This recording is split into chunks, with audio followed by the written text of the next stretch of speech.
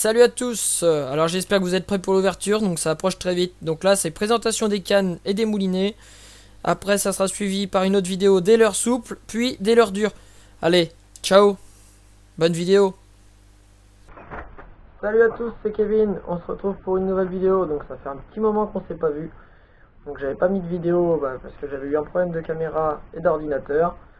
Mais maintenant c'est réglé. Après il y a eu l'ouverture de la truite où j'y ai pas été spécialement car c'est pas ma pêche préférée on va dire.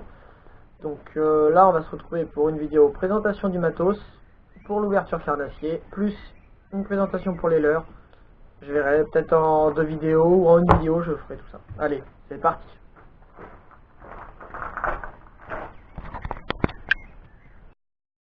Donc, on va commencer par le matériel.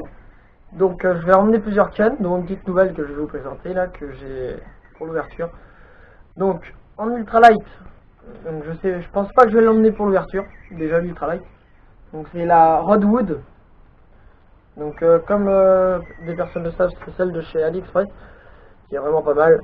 Donc, c'est vraiment une canne de qualité pour le prix, hein, franchement. Donc, après, elle est équipée d'un Shimano 300, je sais plus combien, 300, c'est lequel celui-là, le 310 Pro, un bon moulinet adapté pour la ultralight, un moulinet vraiment très light. Donc ça c'est le petit ensemble light ultralight qu'on utilisera plus tard, qu'on prendra plus tard dans la saison. Après en light, donc on va passer directement sur la light. Donc celle-là je risque de l'emmener, donc la même que l'année dernière. Attendez, je vais déplier. Voilà. Donc la Gunki Sabaru. Celle-ci, donc elle est en 3,12 grammes. Donc c'est une bonne canne pour le light. Et elle est assez raide. Donc, on peut bien animer des leurres en surface. Ça devrait être efficace d'ailleurs vers l'ouverture. Donc dessus c'est un CA2000 que j'ai mis, donc de chez Daiwa. Un moulinet assez mixte, mais vraiment avec une fluidité exceptionnelle. Pour le prix, vraiment rapport qualité-prix, donc ça va faire 2 ans que je l'ai. C'est un bon moulin. Donc après, on va passer sur les cannes médium. Donc canne médium, la casting comme toujours je l'emmène. Donc c'est toujours la même, Daiwa Tatula. Daiwa Tatula, rien à redire.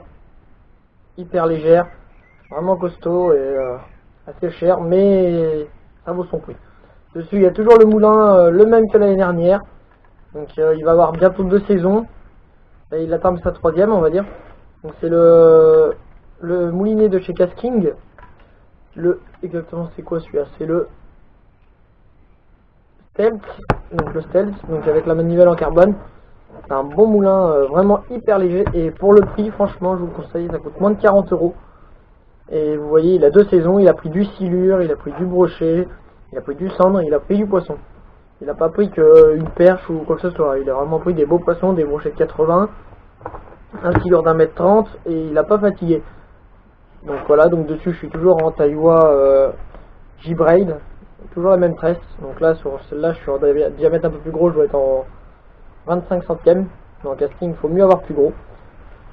C'est mieux pour lancer, donc dessus j'ai du fluoro. Le fluoro je suis en 55 centièmes moi, perso. Après dessus donc c'est une attache rapide de chez Delalande, hein, les 45 livres.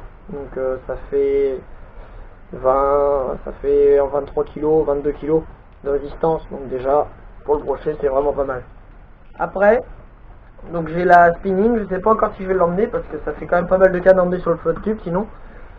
Donc la Daiwa Ballistic X,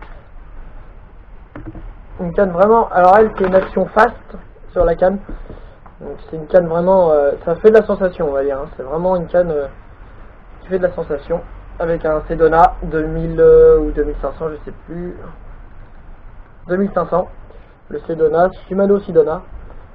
Donc c'est vraiment une bonne canne. Celle-là elle est bien aussi. Après, donc la petite nouvelle. Donc le moulin qu'il y a dessus, vous le connaissez déjà. C'est celui que j'avais la saison d'avant sur ma Savagère. C'est le Ora Winch. Donc pour l'instant hein, ça va être celui-là. Donc c'est une canne Big Bait. Donc je commence à Big Bait cette année. J'avais les leurres, mais j'avais pas les cannes. Donc c'était un peu chiant d'utiliser les leurres sans les cannes adaptées. Donc là ça va être mieux. Donc la canne c'est une Westin. Donc c'est la Westin là il n'y a pas de nom. Jerkbait. C'est vraiment une canne qui est vraiment pas mal. Une belle finition. Donc ça fait ça peut lancer du 40 au 130 grammes. Donc c'est vraiment une canne adaptée pour le big bait.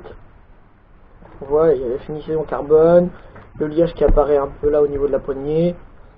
Franchement une bonne canne rapport qualité-prix, donc ça coûte moins de 140 € je crois. Je sais plus exactement, mais franchement c'est de la bonne canne. Voilà, donc vous voyez, hein, je peux lancer du leurre de 20 cm sans problème, comme le Flint Peak. Donc voilà, alors c'est tout pour les cannes et moulinets. Donc là, on va passer après sur les leurres. Allez, on se retrouve tout de suite pour la suite.